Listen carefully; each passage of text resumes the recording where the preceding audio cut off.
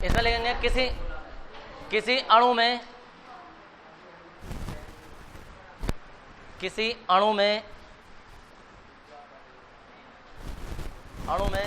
परमाणुओं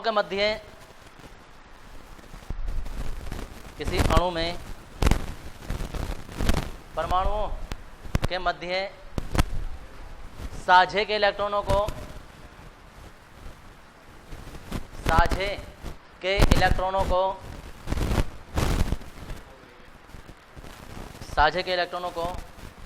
एक बिंदु द्वारा दर्शाते हैं।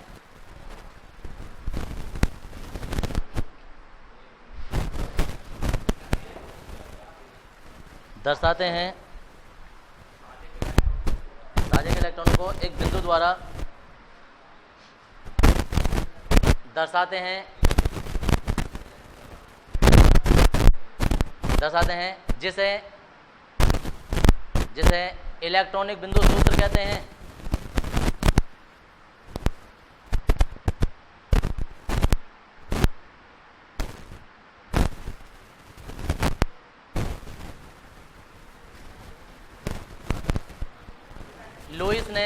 लुईस वैज्ञानिक का नाम है।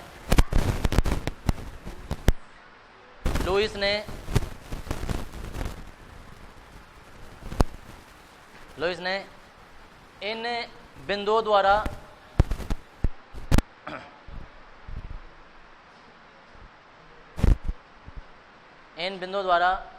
अणुओं की संरचना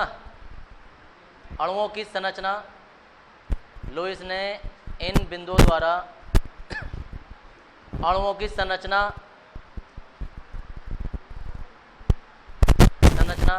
ज्ञात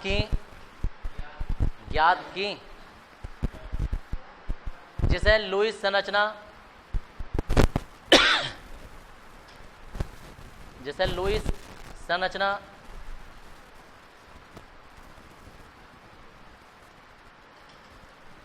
कहते हैं और दर्शाए गए इलेक्ट्रॉनों को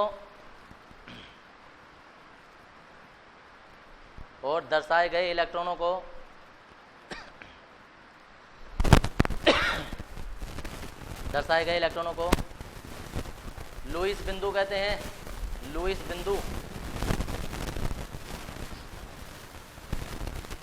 हैं।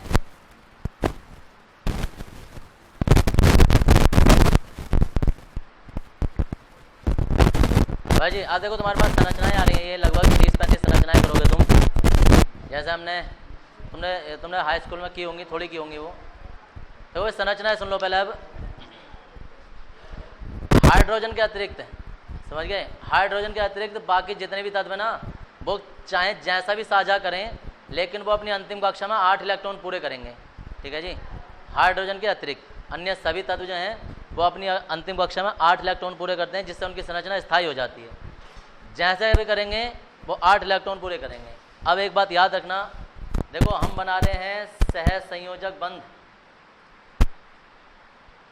सहसंयोजक बंध में सह का मतलब हो रहा है बराबर की साझेदारी। सहसंयोजक बंध में अगर एक इलेक्ट्रॉन देगा तो एक इलेक्ट्रॉन लेगा, बराबर की साझेदारी होगी। एक इलेक्ट्रॉन देगा तो एक लेगा, सिंगल बंध बनेगा। अगर 2 इलेक्ट्रॉन देगा तो 2 इलेक्ट्रॉन लेगा, डबल बंध बनेगा। अगर 3 इलेक्ट्रॉन देगा, 3 लेगा तो ट्रिपल बंध बनेगा। एक बंध बनाने के लिए कम से कम 2 इलेक्ट्रॉनों की जरूरत होती है।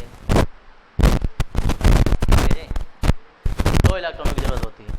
अब अगर जो साझे के इलेक्ट्रॉन कोई एक ही दे दे, दोनों के दोनों इलेक्ट्रॉन को एक ही दे दे, तो फिर वो बंध बनता है उप सहसंयोजक बंध, और वो तीर लगा के दर्शाया जाता है कि इसने इसे दिया। अगर ये इसे देता तो तीर इधर को लगता। तो हम 2 तरीके के बंधों के तरीके से पढ़ेंगे। एक तो ये कि बराबर की साझेदारी होगी।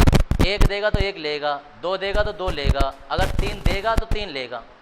ऐसा कभी नहीं हो सकता कि अपने 2 दे दे और उससे 1 ले ले, अपने 3 दे दे उससे 2 ले ले, ऐसा भी नहीं होगा। 3 देगा तो फिर 3 लेगा, 1 देगा तो 1 लेगा, अगर 2 देगा तो 2 लेगा। लेकिन 2 में एक ऐसा हो सकता है कि 2 कभी कभी दे ही सकता है, लेगा नहीं, तो फिर ये वाला बंध बनेगा। समझ गए? 3 देने पर ये वाला बंध नहीं बनेगा, 1 देने पर ये वाला बंध नहीं बनेगा। समझ गए? और 1 कभी दे भी नहीं सकता है, 1 देगा तो फिर 1 लेगा भी जरूर, याद रखना। जितने देगा उतने लेगा। अगर 2 देगा तो 2 लेगा तो डबल बंध बनेगा। अगर 2 उसने दे दिए और लिए नहीं है, उसका काम पूरा हो गया 2 देने से, दूसरे वाले का पूरा हो गया 8 और वो देना नहीं चाह रहा है अपने, तो ऐसी स्थिति में ये वाला बंध बनेगा, उप सह संयोजक बंध। समझ में आ रहा है? बस ये 2 चीज़ें याद रखनी है तुम्हें। अब हम कोई सी भी संरचना बनाएंगे, संरचना जैसे हमारे पास सबसे सिंपल संरचना होती है CO2 की। अब CO2 की संरचना बनानी है, हमें इलेक्ट्रॉनिक बिंदु सूत्र बनाने हैं। तो इसमें सबसे पहले तुम्हें पहचानना होगा कि इसमें केंद्रीय परमाणु कौन सा होगा। देखो परमाणु कौन कौन से होते हैं, कार्बन परमाणु है, ऑक्सीजन के 2 परमाणु हैं। तो कौन किसे घेर सकता है? ऑक्सीजन घेर सकता है। तो ऑक्सीजन घेरेगा तो ऑक्सीजन तो चारों ओर, दोनों ओर से आ जाएगा, बीच में कौन रहेगा? कार्बन। ऑक्सीजन ऐसे भी आ सकता है, ऊपर नीचे भी आ सकते हैं, एक ऊपर एक साइड में आ सकता है, कैसे भी आ सकता है, इसके चारों ओर होने चाहिए, कहीं भी लगा दो। अब जब ऑक्सीजन हमारे यहाँ आ गया है तो ऑक्सीजन भी अपनी अंतिम कक्षा में 8 पूरे करेगा, कार्बन भी अपनी अंतिम कक्षा में 8 पूरे करेगा, और ये ऑक्सीजन भी अपनी अंतिम 8 पूरे करेगा। अब समस्या ये है कि तुम्हें पता होना चाहिए कि किसी भी तत्व की अंतिम कक्षा में इलेक्ट्रॉन है कितनी, ठीक है ना? वो पता चलते हैं उसके परमाणु क्रमांक से। हाँ यार कितने इंपॉर्टेंट टॉपिक चल रहा है, कितने मरियल तरीके से आ रहे हो। तो देखो इधर वो पता चलेगा हमें किसी भी तत्व के परमाणु क्रमांक से। परमाणु क्रमांक जैसे ऑक्सीजन का है 8 होते हैं, तो देखो 1s2 2s2 करके देख लो, या यहाँ वो भी चल जाता है जो तुमने हाई स्कूल में की होगी 2 8 18 वाला भी। तो जैसे 2 8 आ जाता है, 2 आ जाता है, उसके बाद कितना हो जाएगा? 6। तो अंतिम कक्षा में 6 इलेक्ट्रॉन आ जाते हैं। अब कार्बन है, कार्बन के 6 होते हैं, तो 2 और फिर 4 आते हैं, अंतिम कक्षा में 4 हो गए। तो अब देखो इलेक्ट्रॉनों को 3 तरीके से दर्शा देंगे। कार्बन के इलेक्ट्रॉन है, कार्बन के इलेक्ट्रॉन हम क्रॉस से दर्शा देंगे। कार्बन के 4 इलेक्ट्रॉन, याद रखना सिर्फ किसी भी तत्व के अंतिम कक्षा के इलेक्ट्रॉन ही दर्शाए जाते हैं, पीछे वाले से कोई मतलब नहीं हमें, ठीक है? तो कार्बन के 4 आ गए। ऑक्सीजन के देखो, ऑक्सीजन के इलेक्ट्रॉन हम ऐसे दिखा रहे हैं, डॉट बिंदु ऐसे दिन बिंदु द्वारा, ऐसे इसके भी। अब तुमने दर्शा तो दिए, अब हमें हिसाब लगाना है कि इस पर 6 है, इसे जरूरत कितनों की है? 2 की। तो अब हमने इधर लिखा, इसकी दिशा में जो लिखा वो 1 लिखा, लेने को तो हम यहाँ से भी ले लेंगे, लेकिन गलत हो रहा है, इसी की दिशा में लिखो, ठीक है जी? तो अब 2 इलेक्ट्रॉन हमने इस, ये जो ऑक्सीजन है 2 इलेक्ट्रॉन इससे लेगा, ठीक है? अब 2 इलेक्ट्रॉन इससे लेगा तो फिर 2 इलेक्ट्रॉन इसे देगा भी। सबसे पहली संभावना तो ये है, ठीक है? तो अब जब 2 इलेक्ट्रॉन इसकी ओर लिखे ना, तो इसके भी 2 इलेक्ट्रॉन इसकी ओर लिखे जाएंगे ताकि बंद बनाने में आसानी हो। तो जब तुम शुरू में लिखोगे ना, तो उसी हिसाब से क्रम में लिखना होता है। अभी तो मैंने ऐसे बिल्कुल बिना हिसाब किताब लगाए लिख दिए। ऐसे इस ऑक्सीजन पर 6 है, ठीक है जी? कितने चाहिएंगे इसे 8 पूरे करने के लिए? तो ये वाला जो है ना वो इसकी दिशा में दिखा दो। तो अब ये ऑक्सीजन इससे 2 लेगा, इसके 8 पूरे हो जाएंगे। तो जब ये इसे 2 लेगा तो 2 इसे देगा भी, तो फिर इसके इलेक्ट्रॉन जो इसकी दिशा में भी दिखा दो जरा। अब कार्बन के इलेक्ट्रॉन पहले पूरे करो। 4 तो कार्बन पे थे, 2 इधर से ले लेगा, 2 इधर से ले लेगा, इसके जो है वो पूरे 8 हो गए। अब इस ऑक्सीजन की बात करते हैं। इस ऑक्सीजन की बात करेंगे तो इस ऑक्सीजन ने 2 दिए हैं, तो 2 लेगा भी, और इसे 2 की जरूरत भी है, ठीक है जी? तो 6 पहले से थे, 2 यहाँ से और ले लिए इसने, 8 पूरे हो गए।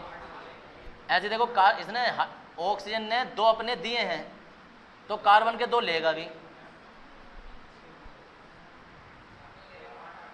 ठीक है जी? ये तो हो गया इलेक्ट्रॉनिक बिंदु सूत्र। अब ये लिखना होता है हमें संरचना सूत्र। अब संरचना सूत्र में ऐसे लिखा जाता है, कार्बन है और ये ऑक्सीजन है, ये ऑक्सीजन है। अब इसने कितनों का साझा किया? इसने साझा किया होगा तो 1 बंध बनाया होगा, इसने साझा किया होगा तो डबल बंध बनाया होगा। ऐसे ही इसने साझा किया होगा तो 1 बंध, और इसने साझा किया ये इसका संरचना सूत्र हो जाता है। तो दोनों सूत्र बनाने होते हैं, ठीक है जी? इसका इलेक्ट्रॉनिक बिंदु सूत्र भी और संरचना सूत्र भी, ठीक है? इसके बाद आ जाता है, इसके बाद आ जाता है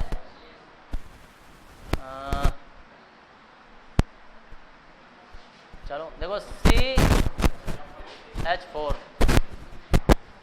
मैथेन।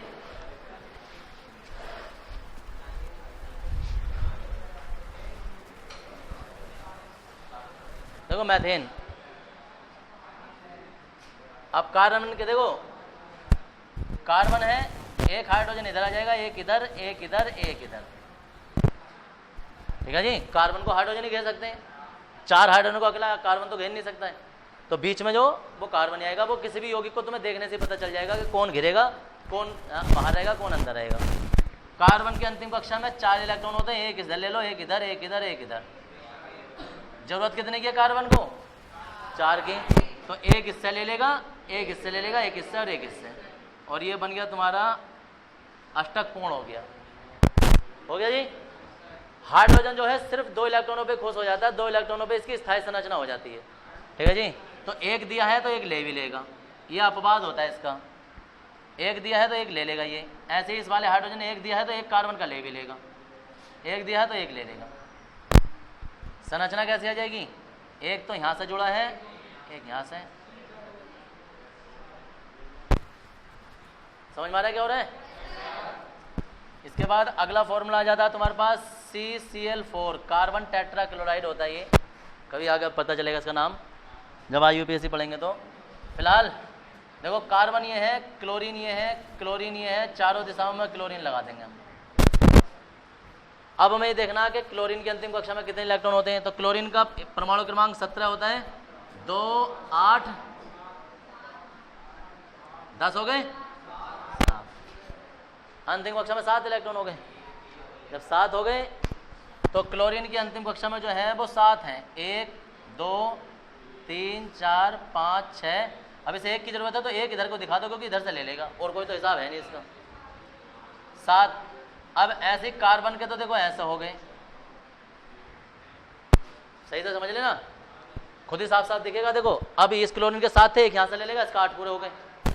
ऐसे ही इस क्लोरीन के भी अपने एक इधर लिख दो, 3, ये 5 और ये 7। तो क्लोरीन जो एक इससे ले लेगा। ऐसे ही इधर का क्लोरीन जो वो इधर, ऐसे इधर का क्लोरीन ये 7। अब देखो क्लोरीन यहाँ से ले लेगा, इसके 8 पूरे हो जाएंगे, इस वाले क्लोरीन के यहाँ से पूरे हो जाएंगे, इसके यहाँ से पूरे, इसके यहाँ से। अब कार्बन जब एक इसे दे रहा है तो एक इससे लेगा भी, ऐसे जब एक इसे दे रहा है तो एक इससे लेगा भी। ऐसे कहाँ से लेगा? 4 बाहर से ले लेगा, 4 इसके अपने हैं। हर किसी तत्व का 8 पूरा करना होता है, सिर्फ हाइड्रोजन को छोड़कर हर कोई अपने 8 पूरे करेगा, जितने दे रहा है उतने लेगा भी। तो देखो कार्बन के पहले पूरे कर दो, ये हो गए। अब क्लोरीन के पूरे कर दो, क्लोरीन का यहाँ से पूरे हो गए, यहाँ से हो गए, ये हो गए, ये हो गए। संरचना बनाएंगे तो देखो कार्बन पे एक क्लोरीन तो यहाँ जुड़ा है, एक क्लोरीन यहाँ जुड़ा है, एक क्लोरीन यहाँ जुड़ा है, एक यहाँ जुड़ा है। एक कल बंद क्यों आया है? क्योंकि एक एक इलेक्ट्रॉन की साझेदारी हुई है। 2-2 की होती तो डबल बंद आता। समझ में आ रहा है क्या हो रहा है? ये कहलाते हैं तुम्हारे इलेक्ट्रॉनिक बिंदु सूत्र जो होते हैं। तो ये तुम्हारा अभी पहला है, ये दूसरा है, ये तीसरा है। अभी और सुन लो जरा, जब तुम लोग संरचना बनाओगे ना तो तुम लोग गलती क्या करोगे? तुम गलती क्या करोगे जब इलेक्ट्रॉनिक बिंदु सूत्र बनाओगे ना, तो तुम जैसे क्लोरीन का इलेक्ट्रॉन दर्शाओगे तो बहुत सारे लोग ना ऐसा दर्शा देंगे यहीं, जैसे कि क्लोरीन देना ही ना चाह रहा हो। ठीक है जी। अब जब अपना ये वाली रेखा लेके आएंगे ना तो वो उसमें को ऐसे अंदर को धसा देंगे। लो अब देख लो। तो जब साझा हो रहा हो ना, तो चाहे इसका हो या इसका हो, थोड़ा सा ऐसा करके दिखाओ ताकि भाई दे रहा है वो उसे, और सामने वाले को लगना चाहिए कि वो ले रहा है। समझ गए? उसके बिल्कुल जड़ में को दिखा देंगे। अब देखें लाइन कहाँ को खींचे तो वो अंदर को धसा हुआ नजर आ रहा है, वो तो देना ही नहीं चाह रहा, फिर भी हम जबरदस्ती छीनने। तो ऐसा नहीं है, साफ साफ संरचनाएं नजर आनी चाहिए। देना भी है तो लेना भी है उसी हिसाब से। इलेक्ट्रॉनों को दर्शाते हैं। उसके बाद जो है, उसके बाद तुम संरचना बनाओगे H2S, फिर उसके बाद H2O। चलो अभी फिलहाल करो।